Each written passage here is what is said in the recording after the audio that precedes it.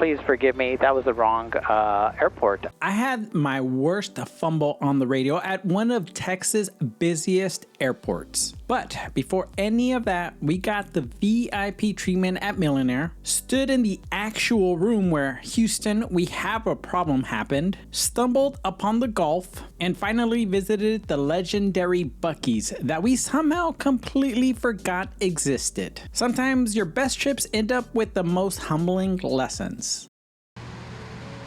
I'll be honest, I was nervous about flying to a completely different part of the country that we had never visited before. But one thing that is true in aviation is procedures have been standardized to prevent any confusion and ambiguity. That is to say, you've done an approach to one big airport, you've done them all. The only thing that changes is pace and ground operations. Today we race to beat sundown as we visit William P. Hobby Airport in Houston, Texas. 39 Hotel, descend and maintain 2000, report the airport in sight. Descend, maintain 2000, and we'll report the airport inside 39 Hotel. Today we would be departing Clifton Municipal Airport VFR on a clear day, but would pick up a filed IFR flight plan 30 miles northwest of the Houston airspace, since it's a much safer strategy considering we would be arriving near dusk and it's a complex airspace we are not familiar with. No point in chancing busting in any airspaces. We would also be delayed on our approach, but with over 3 hours of fuel, we had plenty to handle any ATC delays, especially since it was peak time for airline arrivals. Eventually, we would be cleared for the ILS runway 4.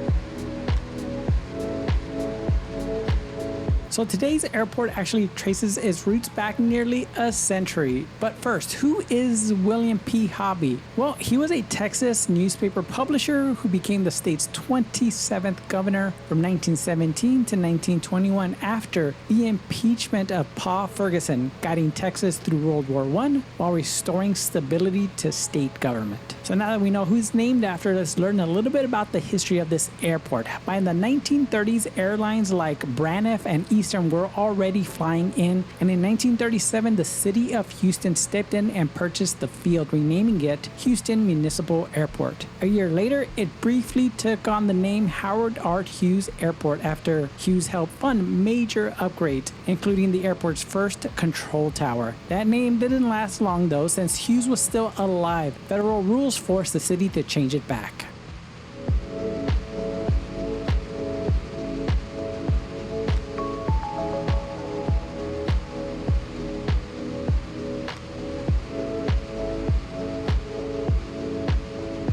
During World War II, the airport played a surprising role in aviation history. In 1943, the first training classes for the Women Air Force Service Pilots, or WASP, were held right here.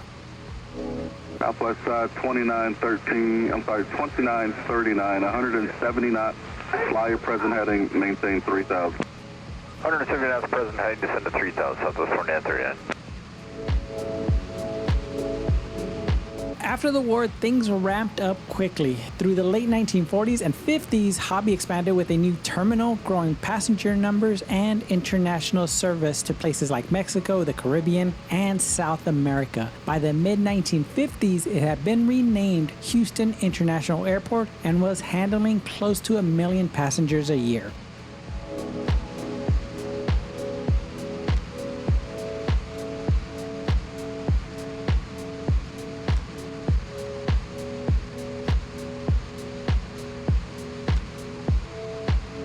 Eventually, the jet age arrived at Hobby in the late 50s, bringing non-stop flights to New York and Washington, and eventually longer routes across the country. By the early 60s, jets were flying west of Texas for the first time, and the airport was even seeing international connections to Europe and Central America. 139 Hotel, can you see the airport? Negative, 39er Hotel. Can you see the airport? Negative, 39er Hotel. All right, 39 Hotel, 2000 to establish, cleared ILS 4. All right, 2000 till established, clear ILS 4, 39er Hotel. Number 39 Hotel, hold your present seat as long as practical, contact tower 118.7. All right, keep on speed and 118.7, 39 Hotel. Southwest 2939. In 1969, everything changed. Houston Intercontinental Airport opened on the north side of the city. Airlines packed up and moved, and Hobby was suddenly left without scheduled passenger service. It seemed like the end of an era. But that didn't last long. In the early 70s, a young airline called Southwest stepped in, launching short-haul flights within Texas and bringing Hobby back to life. Through the 80s and 90s, the airport once again became a busy place hosting major airlines, commuter traffic, and millions of passengers. And I'm sure today you can guess who the major airline here is.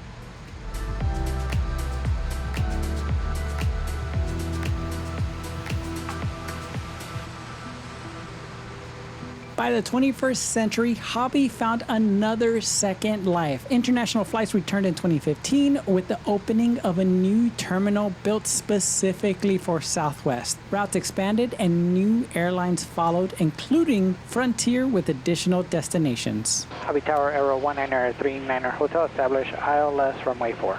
Southwest 2650, helicopter no factor, contact Houston Departure, have a good day. Base 2650.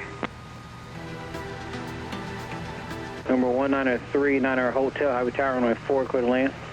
Runway 4, clear to land, 39 Hotel. William P. Hobby Airport is a Class Bravo at an elevation of 46 feet with 3 runways, 13 left, 31 right at almost 5,200 feet, which as of this video is closed, so check your NOTAMs. 13 right, 31 left at 7,600 feet, which is open, and the one we are landing on today, 0422 at 7,600 feet. Since this is a Bravo, tower is open 24/7, and this is our first secondary Bravo we've ever visited, which just means that it's the number 2 Bravo behind George Bush Intercontinental Airport, just 20 nautical miles north. Yeah, that Intercontinental is nothing special. It really was just a marketing thing. It really just means international. But having 2 Bravos here probably gives you a good indicator on how busy this airspace can get.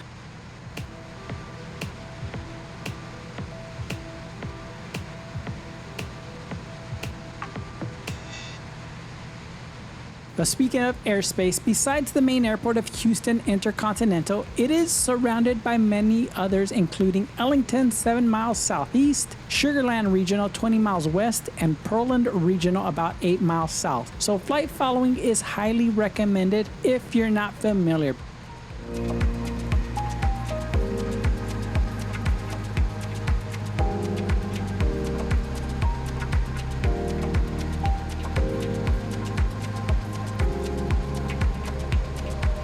Now let's talk weather, because the only thing we knew about Houston was that it was humid. Luckily for us, it wasn't on this trip. Houston has a humid subtropical climate, which means it's generally flyable year round, but weather is almost always a factor. The Gulf plays a big role here, keeping moisture high and conditions constantly changing. As we said, summers are hot and very humid with daytime temperatures regularly in the 90s. Density altitude becomes a real consideration, and afternoon thunderstorms are common, especially from late spring through early fall. These storms can bring heavy rain and severe wind shear, so timing and flexibility matters. Fall is one of the better seasons for flying. Temperatures cool down, humidity slowly drops, and outside of frontal systems or lingering tropical weather, conditions are usually smoother and more predictable. Winters are generally mild, but cold fronts do move through. When they do, expect wind shear, lower ceilings, and occasional IFR conditions. Freezing temperatures are rare, but they do happen, and once in a while Houston even sees snow or ice.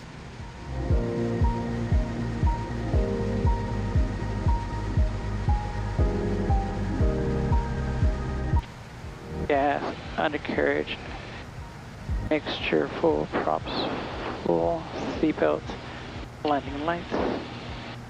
Spring is a transition season. Weather warms up quickly, moisture increases, and convective activity starts ramping up again. This is when you'll see more thunderstorms and rapidly changing conditions. And one thing pilots deal with year-round is moisture. Early morning fog and low ceilings are common, especially overnight into sunrise, thanks to high humidity and flat terrain. Southeast winds off the Gulf are typical, but fronts and storms can easily disrupt that pattern. And we can attest to this waking up at our hotel that face of the airport, only to find that our window was completely covered with dew, so we couldn't even see the runway.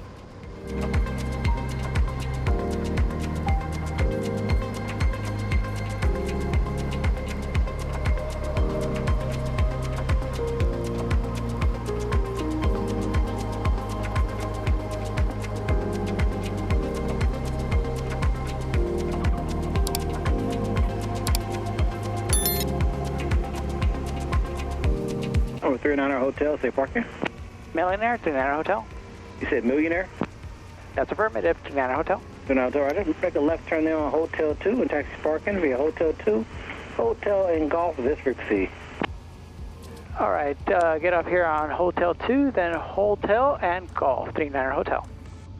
And of course, with all that weather, and especially since this is a Bravo, there are plenty of options for instrument approaches. 10 of them to be exact, but for us small GA, it's more like 8. First, there's a localizer for runway 22, then 4 RNAV approaches, which include for runways 04, 13 right, 22, and 31 left. And finally, there's 3 ILS approaches for runways 4, 13 right, and 31 left. Most of the approaches do reach minimums of 200 feet AGL since it's pretty flat out here. Just a tip for my pilots out there, if you are on an RNAV and you happen to have a second OBS, set that second one to the ILS. It's great insurance in case something goes wrong with the GPS. And by default, approach will assume you'll want the ILS most times anyways, unless you request the RNAV. Tower Southwest 2658, visual runway 4. South 2658, Hobby Tower, runway 4, clear to land. Clear to land, runway 4, Southwest 2658. As far as FBOs, there are 6 on the field. Your regular ones like Atlantic and Signature, then there's Galaxy FBO, Jet Aviation, which don't have low lead, a highly rated Wilson Air Center, which does have low lead, and the reason why we decided Hobby Airport. Millionaire HQ is here, but more on that after we land. So in lieu of our crew cars, we would be renting, but there's something I do want to share about renting vehicles, and that is if you are getting one from the FBO directly, sometimes, as was our case, you will spend twice as much as if you were to just pick it up from the airport. It's something we didn't realize until we went online and compared both the FBO portal of Enterprise and the regular portal of Enterprise and found out that here at Houston, we paid $120 a day for a car rental versus $60 a day if we just went and picked up our own car. And again, I know it's a little more work, but you save some money and you can always take the crew car to pick up and drop off your rental. And ultimately saving yourself some money, more money for the trip.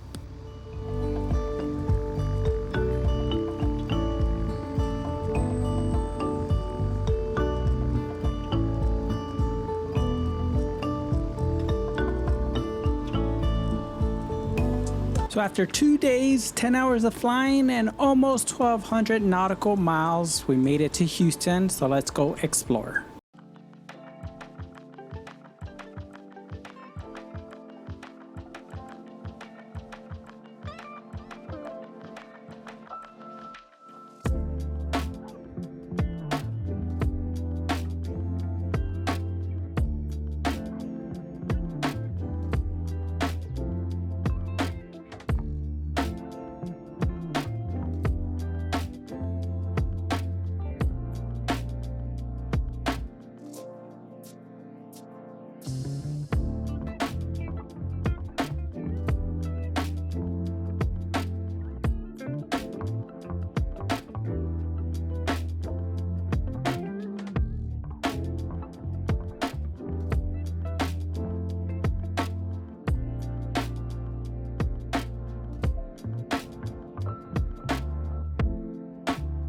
So we made it here to Hobby Airport in Houston, Texas.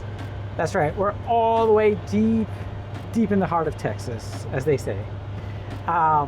We just made it here with barely some daylight, so we have no idea what that footage is gonna look like, but we're excited to be here. We just left our friend, Justin. They were off on their way to Baton Rouge, and we decided we're gonna stop here because how often are we gonna be down this far south into Houston and we get to go see the NASA Space Center?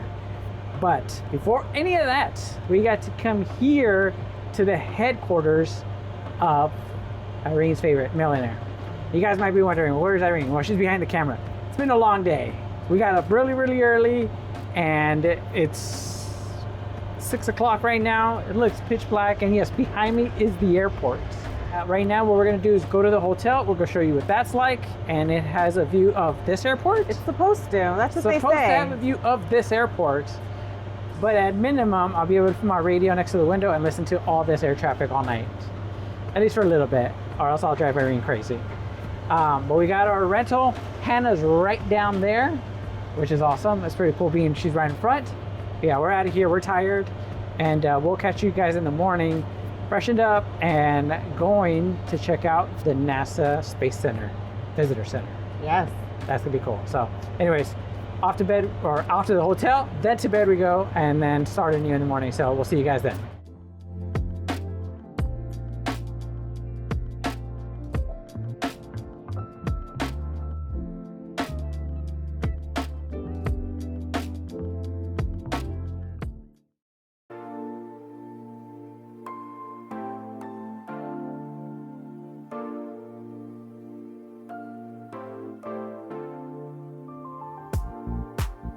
One of the most unique features of Millionaire here in Houston is the complimentary coffee bar, which is a nice perk.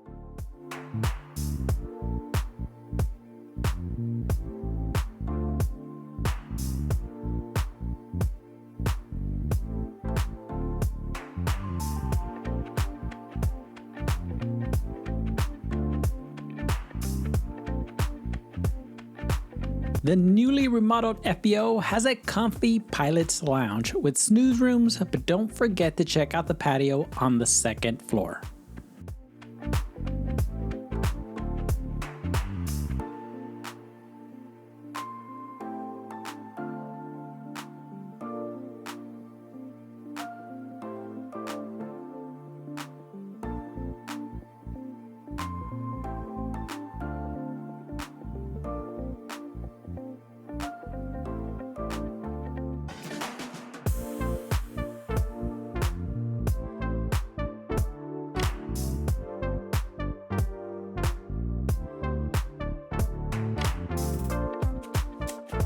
Good morning, guys. So I did the quick intro last night. We were beat. That's what I did it myself. I think we're still tired. But at least we got to sleep last night. That's true. But we are back at Millionaire, and it's daytime now, and there's a lot of action here. We are actually on our way to where? The NASA Space Center. Yes. Which is super exciting. Yeah, we just talked to someone who works here. Her name's Bailey, and she says she's been here a year and hasn't gone yet. So we're hopefully gonna be able to check it out and give her a reason to go. Mm-hmm. Oh, and then your coffee. Yes. They have a coffee bar. A coffee bar. It's a complimentary coffee bar that serves, it's got basically the full menu of Starbucks. Yeah, because you got asked. Yeah. Like, what can we get? Yeah, because there's no menu. You walk up. Yeah. And I asked, what can I order? And she said, we are a full Starbucks. Anything on the menu except for Frappuccinos. And I said, that's perfect. It's cold, it's morning, I need a warm coffee. So I got myself a caramel macchiato. It's very good. Yeah, and I got a cookie and they're soft. They're perfect. We're gonna give you a view of the entire field right now. So we'll see you guys at NASA Space Center.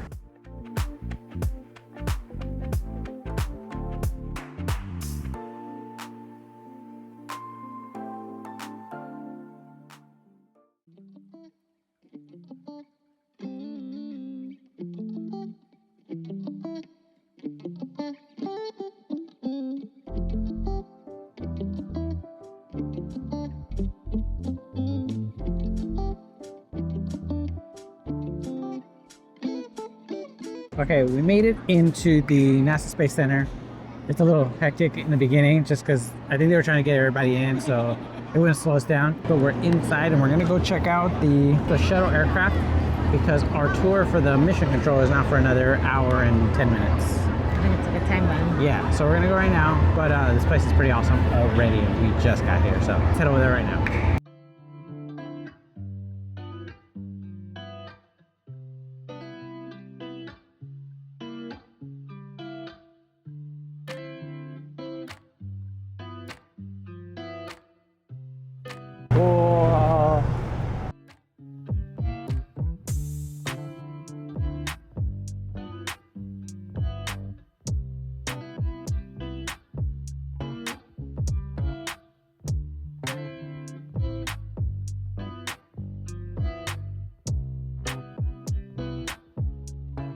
Thank you. Thank you, sir.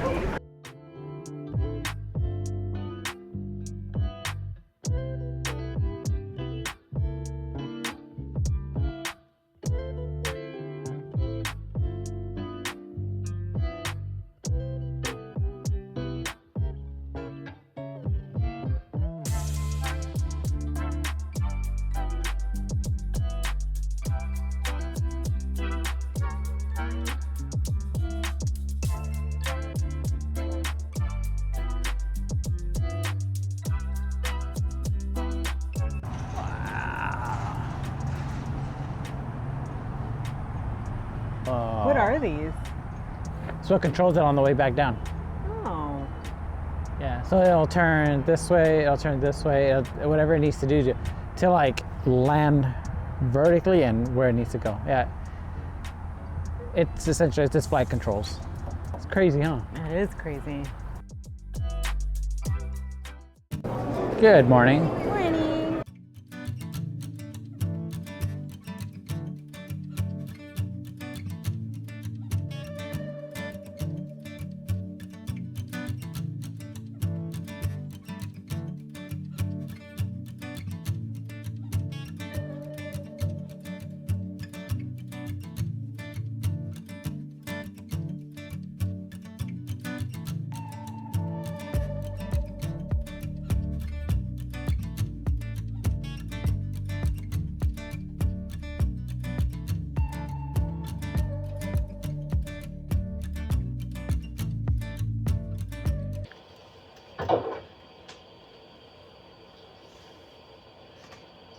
Okay, Neil, we can see you coming down the ladder now.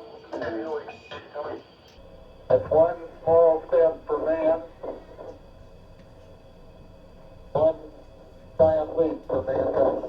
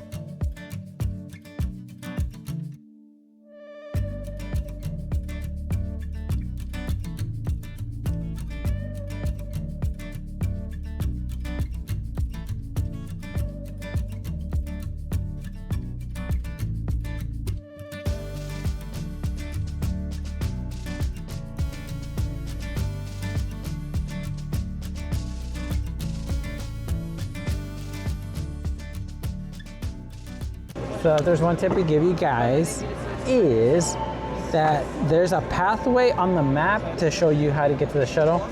Now one of them is going through the theater. You don't need to go to the theater, you go right of the theater of the Starship Gallery. It's kind of tricky because it looks like it's a hallway to nowhere. But if you go around the Starship Gallery, make a left, you go all, and then continue on what they recommend as part of the pathway. That's probably like our favorite. So go that way, don't miss that out, it's pretty cool.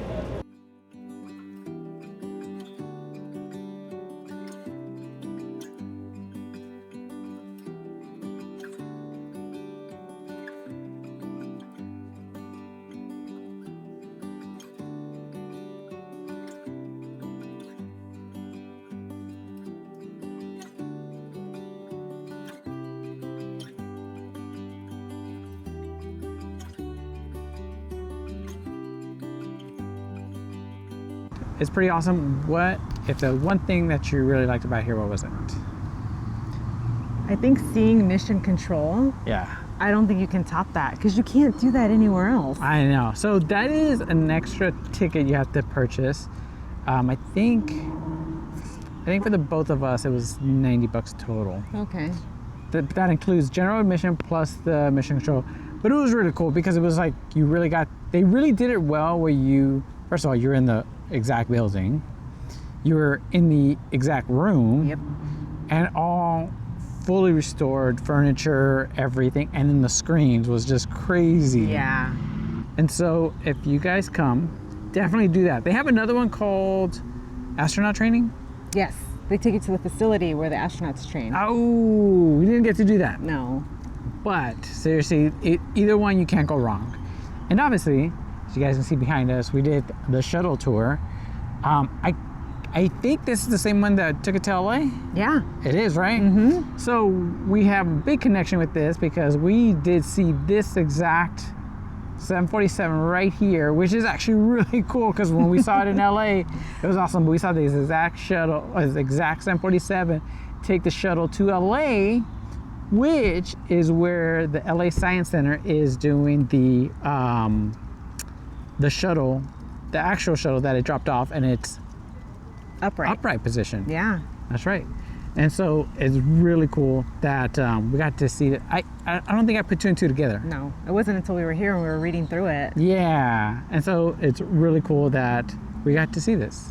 It's the exact, because it was, I remember when I saw it, we were on top of a roof when I was working, and I mean, it was a huge spectacle. Oh, yeah. You know, everybody in SoCal was just, everybody was outside. Mm-hmm. If you were working somehow outside that day. Yeah, because you didn't want to miss it. No, it really was like a once in a lifetime thing. Yeah. And I haven't seen something like that since. Nope. But that's it. We're wrapping up here and don't know really where we're going. We might head to Ellington Airport. Maybe see some F-18s. We saw one earlier on the tour. Because you failed to tell me I did not know that Ellington is actually a joint force technically base. the FAA failed you because on the charts it does not say joint or for flight. One of those failed. And NASA actually has some planes that still operate out of there. This one, yeah, was transported from there. This one was transported from Ellington. Yeah. So there's stuff to see there. So we might swing by and just kind of see what we can see, because I'm not even sure that we have access to the field. Well, I'll find out. Yeah. So, but we're out of here. We're gonna go over, check that out, and see if we can see anything.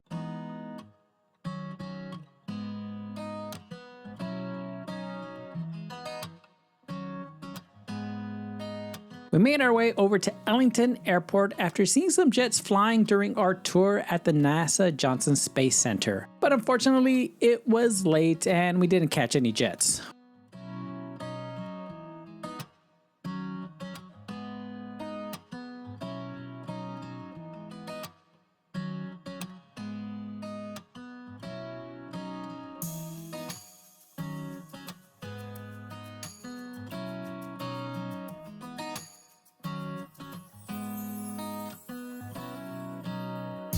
We did catch a glimpse of the new Texas Southern University Flight Academy set to open in May.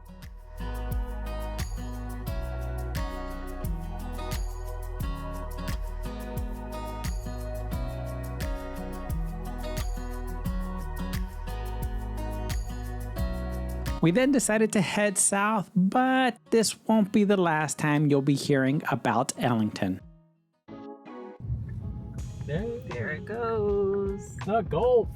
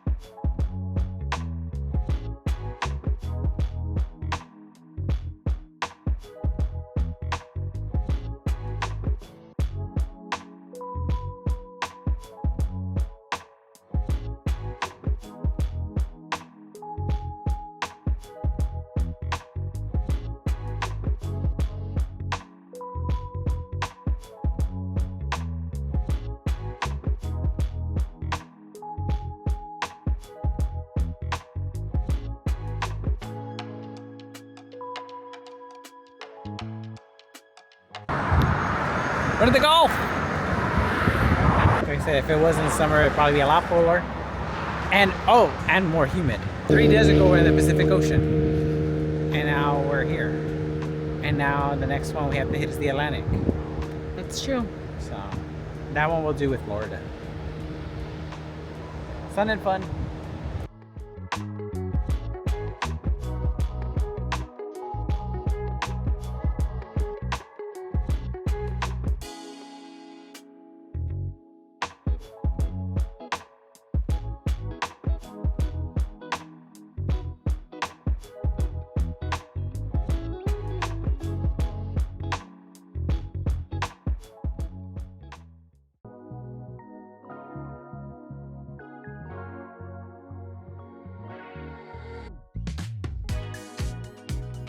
For years, we had watched and heard about Buc-ee's, but living in California, we don't have one nearby. And so when by chance driving on the freeway, we saw it, we knew we had to come.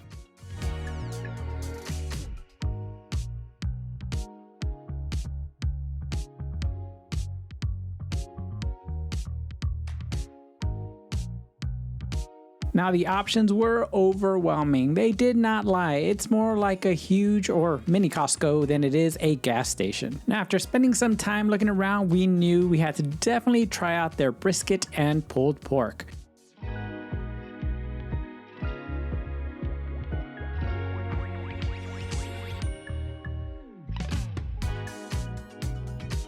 So we made it to Buc-ee's. We happened to find one, and we've been wanting to come in for a long time.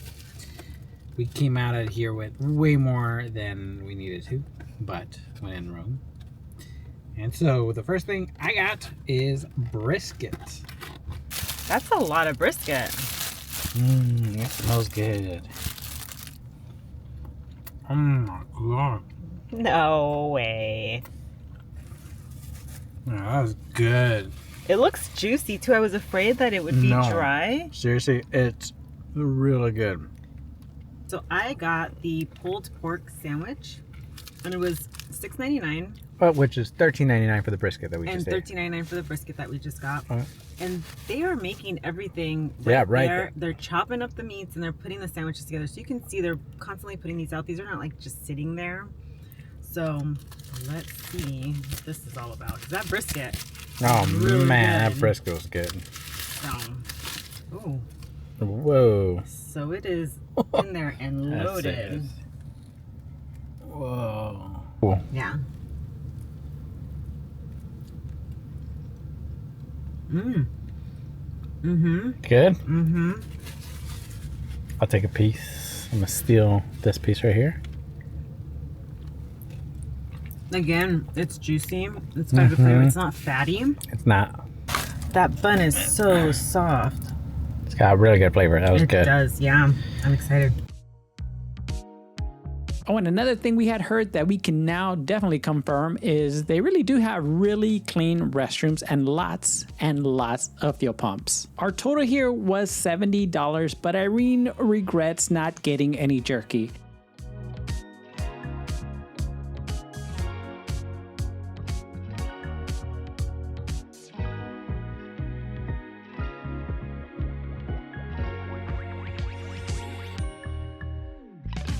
Now this won't be our last visit to Buc-ee's, so what do you guys recommend we get next time we come? Now on our last day here, we were on our way to get breakfast when we happened to catch this aircraft viewing area sign right next to Hobby Airport. And of course we decided to drop in to check out the views. And it did not disappoint and made it a perfect spot to have breakfast.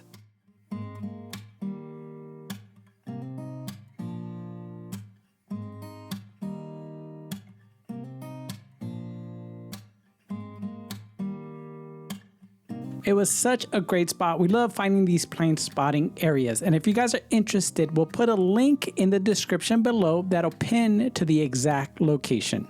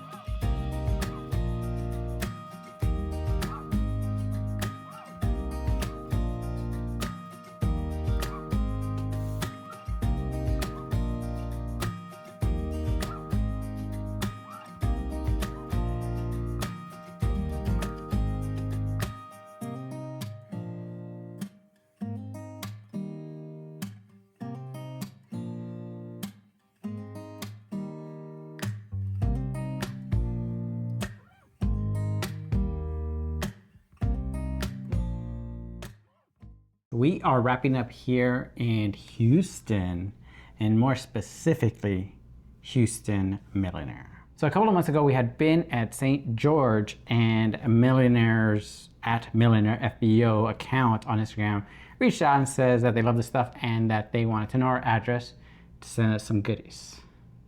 And I had forgotten about it.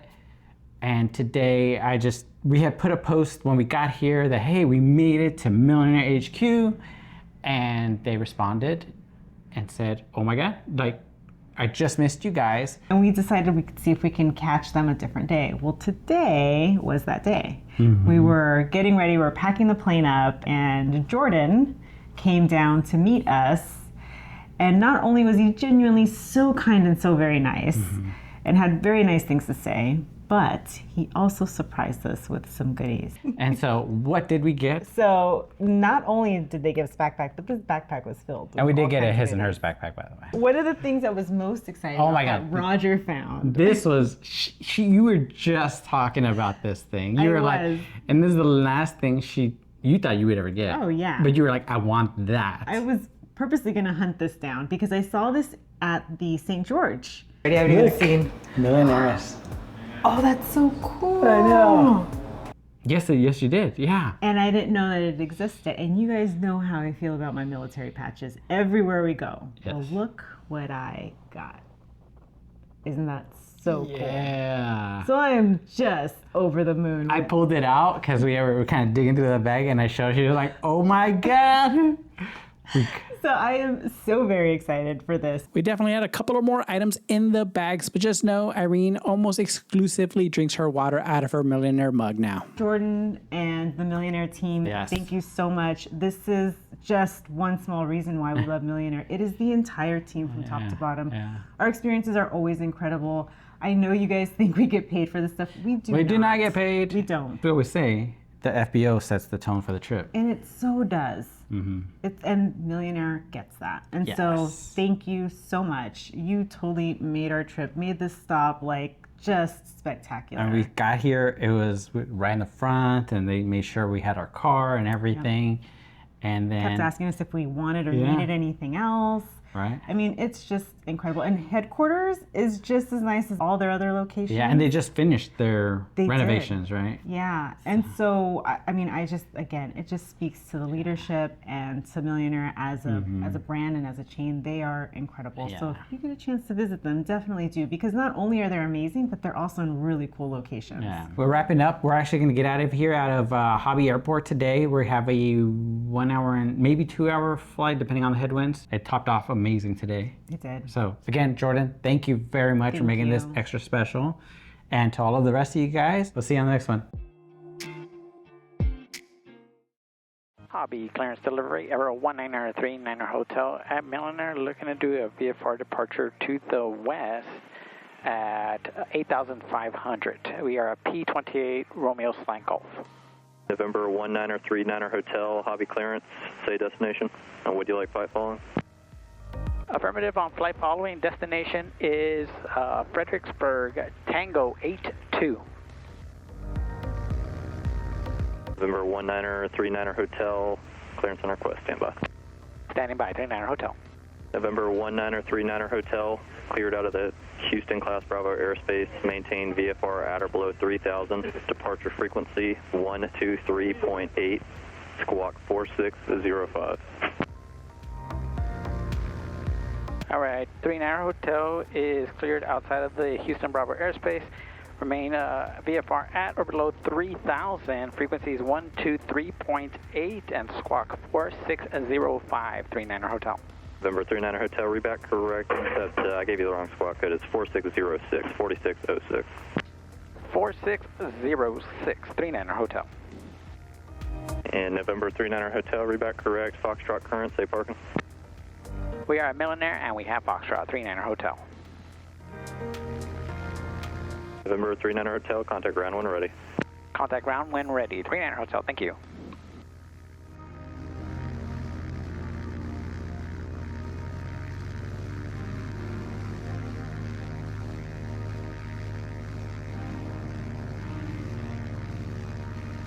All right, so this next part is probably the worst radio mistake I have made. And as a friend of ours, Steve, accurately called it, it was a transmission of shame. But there were huge lessons learned, which is the only reason I was insistent on letting you see this very, very embarrassing moment.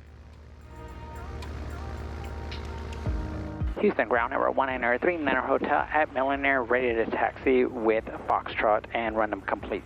Calling ground second. Hobby ground number 1939 Hotel at Millionaire with Foxtrot, ready to taxi and run them complete. Are you at the base of the tower? Negative, at Millionaire. Okay, I'm sorry, but I can't understand the call sign. There's a lot of static that's in the background, and I understand you want to taxi to the runway.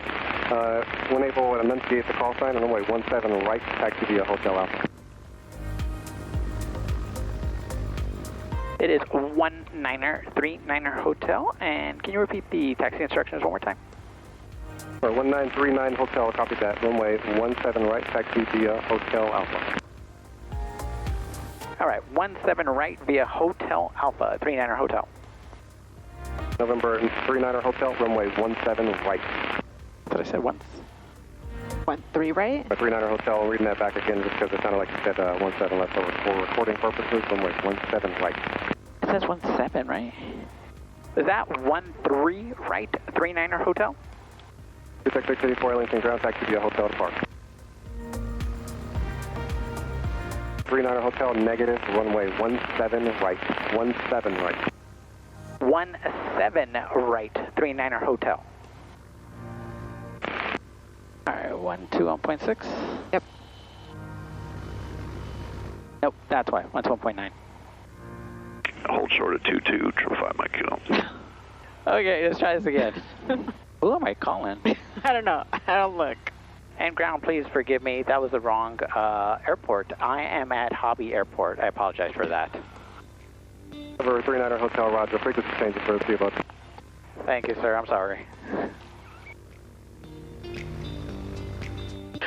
Hobby ground number 1939 Hotel at Millionaire, ready to taxi with Foxtrot and run complete. Aero 1939 Hotel, Hobby ground, runway 22, taxi via Hotel, make it Golf Hotel, hold short of runway 13 right. All right, 22 via Golf Hotel, hold short of runway 13 right, 39er Hotel. Now let me make something clear. We were only laughing because, I mean, wow, how did I make such a huge mistake? Well, that's really easy. I try to do too much, too fast, and that's probably the worst recipe when doing anything in aviation. I know it was serious and there were huge lessons here. First, I will make sure to write down all my frequencies before turning on the plane. Again, I was such in a rush to get out that I wrote 121.6 instead of 121.9. And of course, only a couple of miles away was another airport with that exact frequency, Ellington.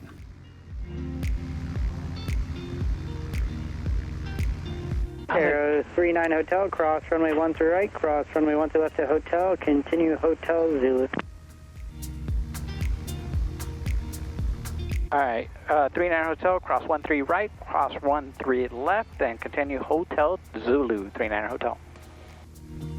And next, whatever you do, again, don't rush. I hate having the line guys just waiting for me. I feel like I'm holding them up, and I was trying my best to get moving as quickly as possible. So again, just make sure to take your time. But there were some positives. First, no matter how much confusion there was, I never started my taxiing, thinking that I would get it worked out along the way. Can you imagine how bad that would have been at a Bravo airport if I just started taxiing with no clearance? I went as far as to ask for progressive taxi because nothing made sense, and I definitely wasn't going to move until it did. November 5 Mike Kilo, cross runway 22 at Mike, hold short of Lima. Good, cross 22, short of Lima, 5 Mike Kilo. Finally, once I realized my mistake, I made sure to let Ellington Ground know, even as embarrassed as I was, so they weren't left confused. So the lessons I wanted to share are: take your time, verify frequencies, and most importantly, if there's confusion, do not move until everything is clear. The plus side, it was on the ground frequency and not in the air. And to the controller over at Ellington, once again, I'm very sorry. Thank you for being graciously forgiving. And for you Patreon members, we will be releasing the fully uncut version for you, and you'll get to see Irene's full reaction. And speaking of Patreon, thank you to all our members for being such a huge reason why this channel still exists. Every week, we are still amazed that you are here supporting us so we can bring you weekly airports experiences and lessons like we learned today. You are the reason why we can bring this resource to pilots to take full advantage of on their own trips to these places. And even though we get thanked for providing this resource, it's you who help us make this happen. So thank you.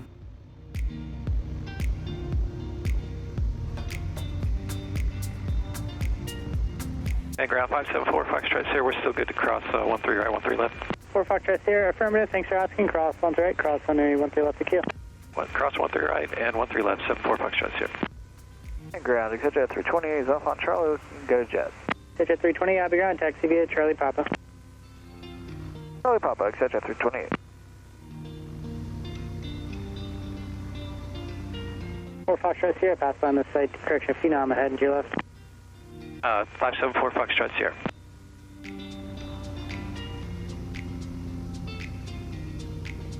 Ground Southwest 2980, taxi with hotel. Southwest 2980, runway 22, taxi via Zulu.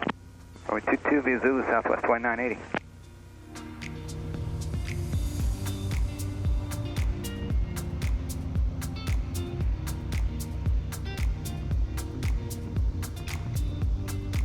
Hotel, Monitor Tower, great day.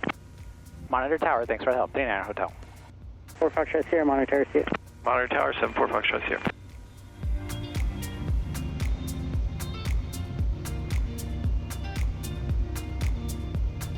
Southwest 4647, contact Houston departure. Southwest 4647, good day. Oh man, what a trip this was. We made it to Millionaire HQ. Irene got her Millionaire's patch that she has been dying to get. Thanks again for that, Jordan. We visited the Johnson Space Center and got to relive the moon landing. And finally, after all these years, we made it to a Buc-ee's on our way back from seeing the Gulf for the first time. Oh, and of course, we got to land at our first Bravo airport in Texas, making it the 4th Bravo to date, while also being our furthest east airport to date, which also is a huge landmark. So when you visit this airport, just make sure to double check those frequencies. We'll see you all next week. Until then, go fly, go discover. November 1939 Hotel, Abbey Tower, runway 22, line up and wait. 22, line up and wait, 39 Hotel.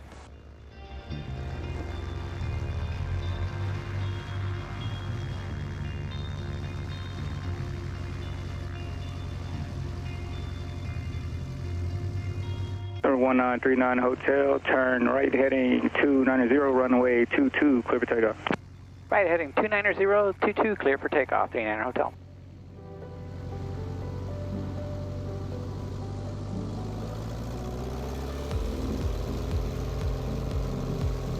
Number 621 Foxtrot Papa, contact Houston departure. 621 Foxtrot Papa, good day.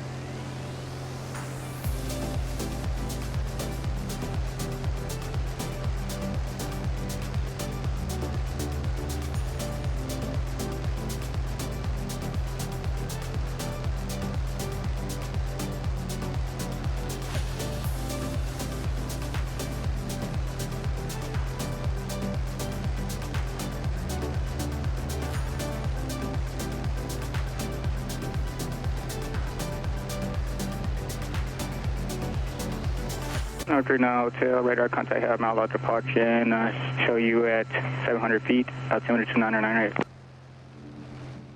That's affirmative, 39 Hotel. Number 574, Foxtrot Sierra, traffic about 1.5 miles out of departure and Cherokee southwestbound, correct southeastbound, turn left heading 130, runway 22, clear for takeoff. Left 130, 22, clear for takeoff, 74 Foxtrot Sierra. Southwest 2980, Harvey Tower, runway 22, clear for line up and wait.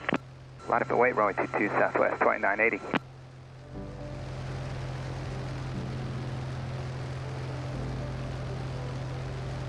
November 1939 Hotel, contact Houston departure. Over to Houston departure, thanks for the help, 39 Hotel.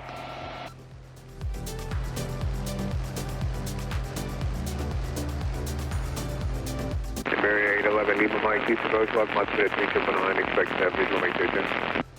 We'll expect the visual, runway 22, 1 in Mike. Good afternoon, Houston departure, Euro 1939 Hotel, out of Hobby, 1,700 climbing. The 1939 Hotel, Houston departure right now. I-10, 39 Hotel. Contact source 134.45. 5J140, contact source 134.45. 134.45, thanks for the help, have a good day. Okay, sir, then the 1939 Hotel, we're to contact 2 months West Hobby Airport, altimeter 3999. And please on my navigation at Gillespie, I have, I'm maintaining VFR 8,500. All right, we are 2,000 and maintain VFR, and yes, that is correct, 8,500, 39 Hotel.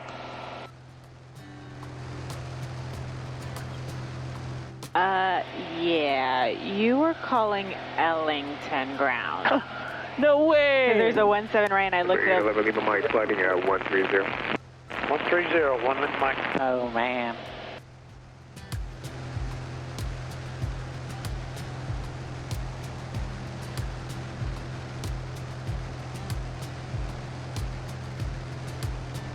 With 259, runway Mike to maintain 2,000.